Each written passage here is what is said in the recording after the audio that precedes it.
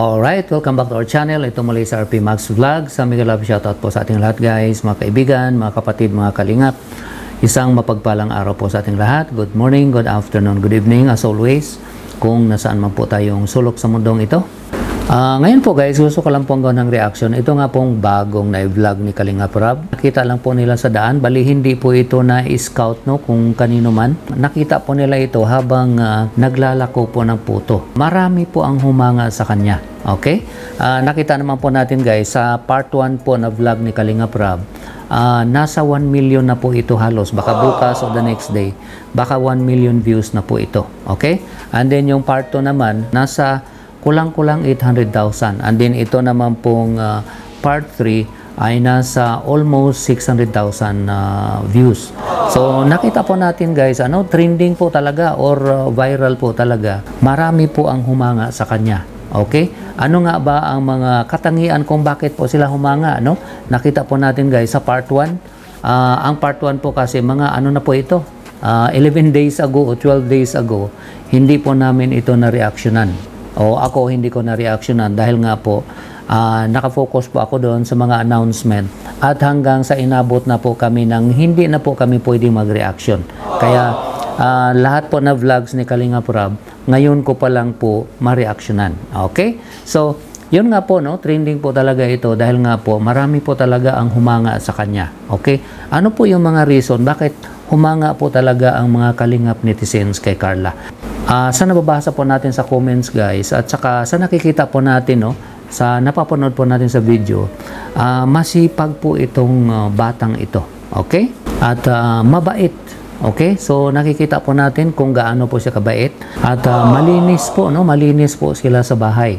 So isa po 'yan sa hinahangaan nga ng mga audience, Naalala ko po yung sa time ni Kuya Robin, okay? Kung saan hinangaan po talaga siya ng Kalingap netizens dahil napakalinis po niya sa bahay. So ngayon, hinangaan po si Carla dahil nakikita po ng mga audience na napakalinis po nila sa bahay. Okay? Ano din ito? Top achiever din o isa sa mga top achiever din sa paaralan nila. So maganda din po ang kanyang school record. Okay? At isa din po sa hinangaan din po ng Kalingap netizens sa kanya, si Carla ay meron din pong pangarap. Gusto din po niya makatapos ng kanyang pag-aaral. Ika nga, kaya po siya nagsipag, kaya po siya nagtinda ng puto.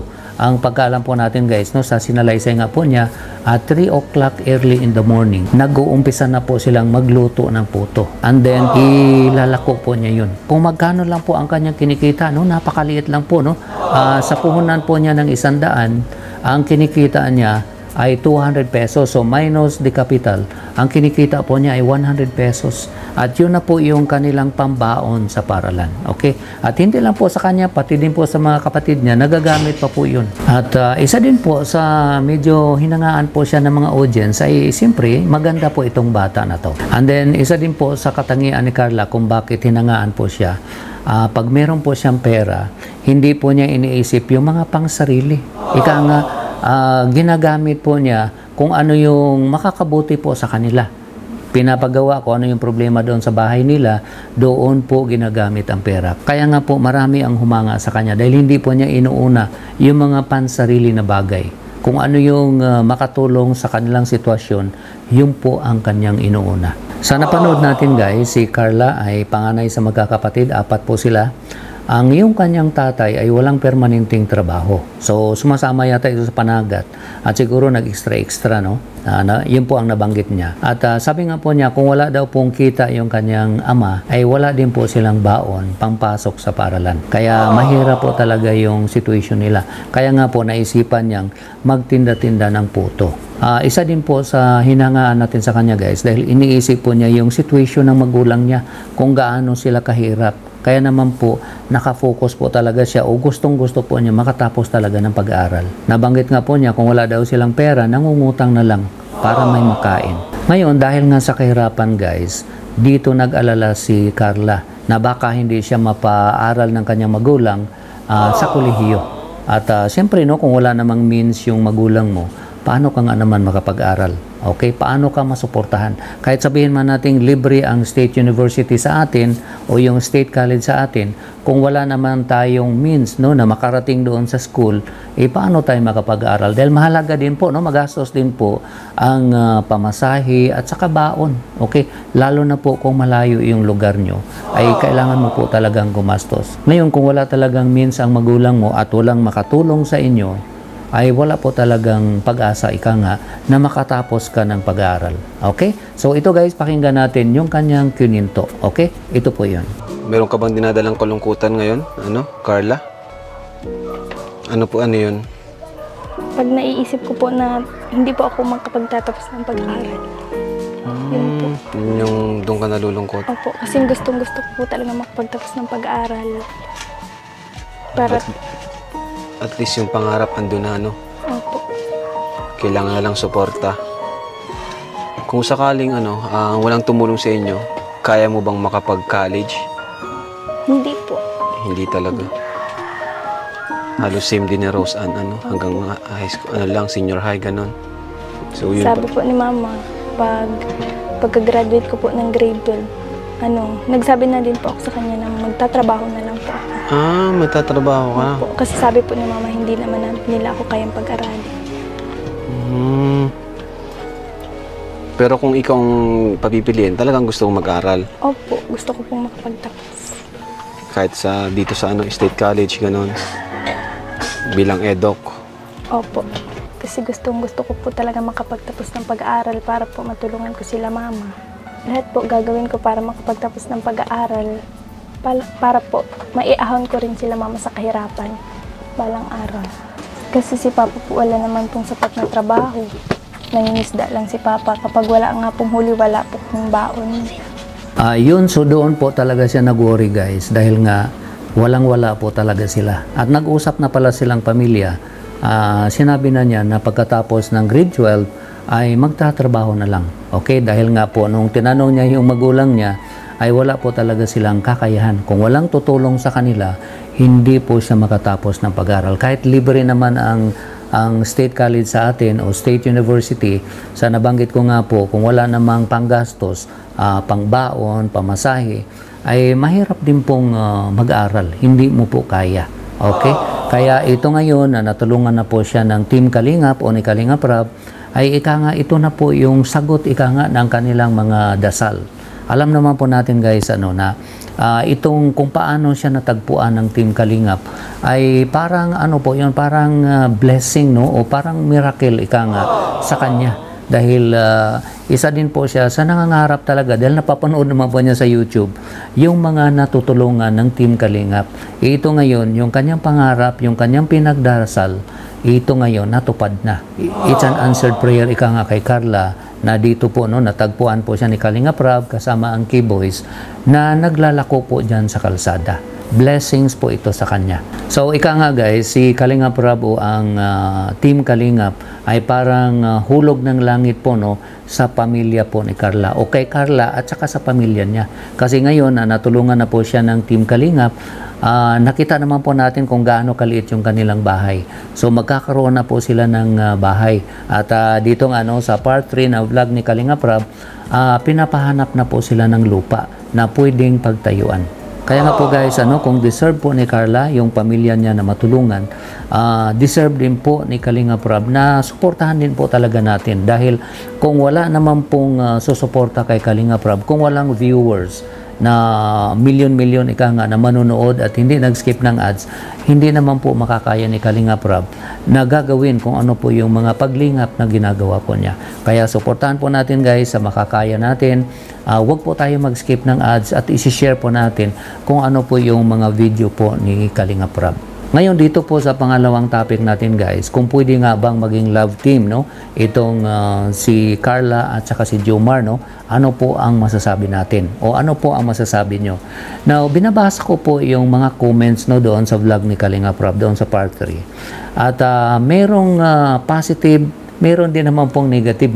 May mga nagsasabi na kinikilig sila o natutuwa sila pero marami din po akong nababasa na parang hindi po sila sang-ayon. Okay, so magbabasa po tayo guys ng mga iilang comments no, tungkol nga po dito sa pangalawang topic natin. Okay, ito po yung mga opinion ika nga o mga saloobin ng mga organic viewers po talaga ng Team Kalingap. And then kung mayroon po kayong opinion guys no, dito nga po sa pangalawang topic natin, i-comment nyo po. Okay, so ito po yung mga nababasa nating comment guys no, doon sa part 3 po na vlog ni Kalingap Rab.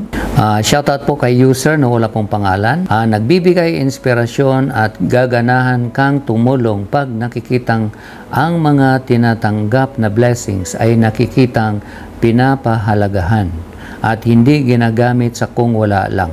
At sa mga viewers, hindi man tayo makapagbigay sa financial na tulong, malaking tulong na rin kay Kuya Rab ang hindi natin pag-skip ng mga ads. Ayun. Maraming salamat po. Maraming salamat sa buong team, Kalingap, especially kay Kuya Val, Kuya Rab. God bless po sa lahat. Okay? So, yun po, no? Marami po talagang na-inspired po, no? Sa kwento po ng buhay ni Carla. Ito naman po guys, ano, ang comment ni Johnny Bess sa HN8PH. Naku, sana wag nang mag-love team. Masisira lang ang image ni Carla. Mag-create lang ng mga bashers. Okay? So ito nga po ang pangamba ng ibang mga supporters no, na pagka meron kasing ano, may mga love team po talaga, hindi po talaga maiwasan na nagkakaroon ng mga bashers. Ngayon nag-alala po sila dahil bata pa ito si Carla at the age of 17, baka hindi niya makayanan o baka mahirapan po siya pagka nababash. Ito naman po guys, no, sabi po ni Anmay, shoutout po, Anmay7891, good vibes na lang, wag na love team para iwas basher. Ayun. So yun po, no, yun po yung kanyang comment. Ito naman po guys, ano, comment po ni Angela RV2YB, one Kalingap, one family lang po.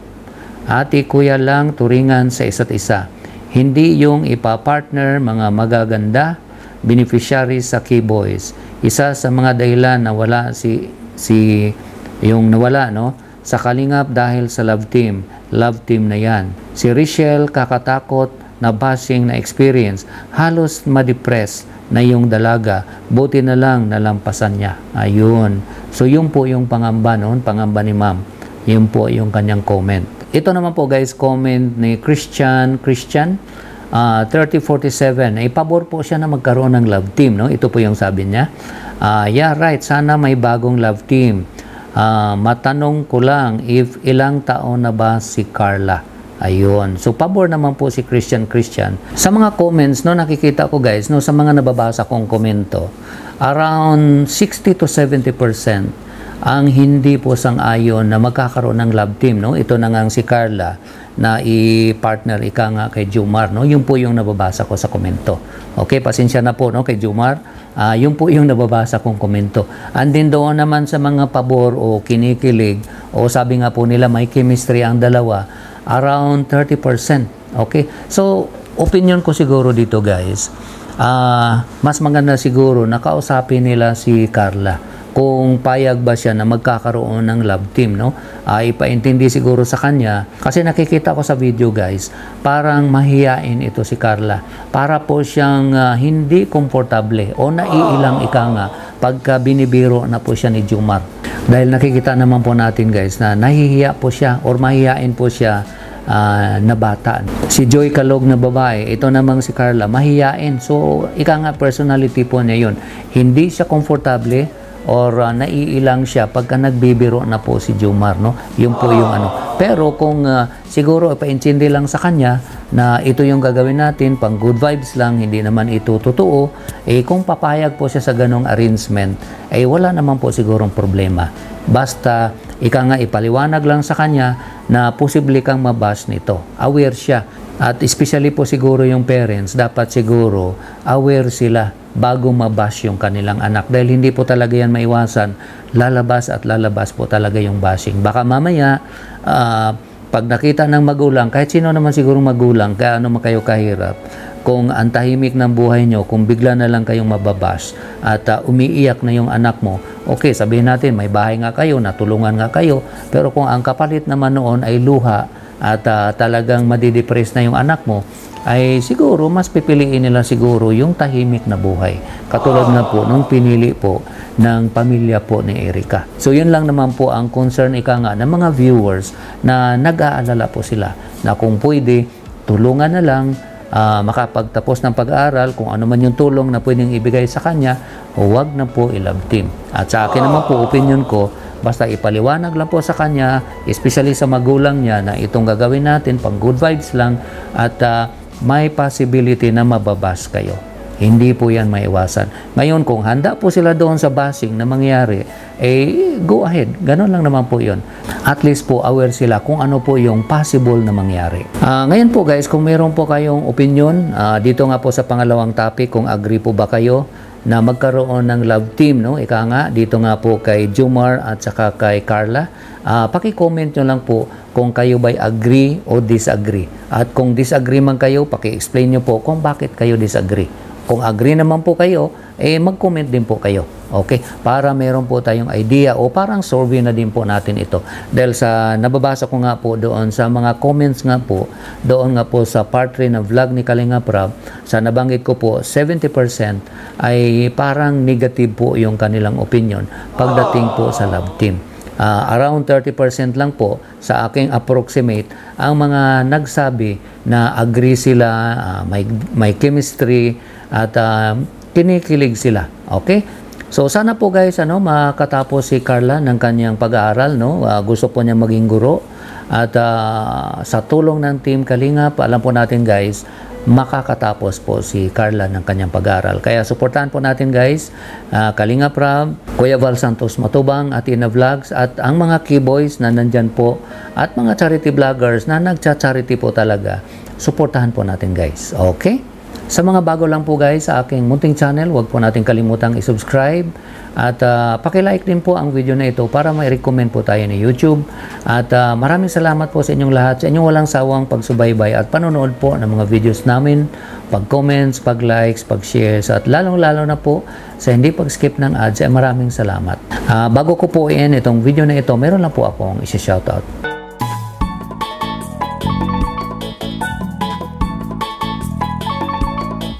Muli, maraming salamat sa inyong lahat guys. Ingat po tayo kung nasaan man tayo. God bless everyone. I love you all. Bye-bye.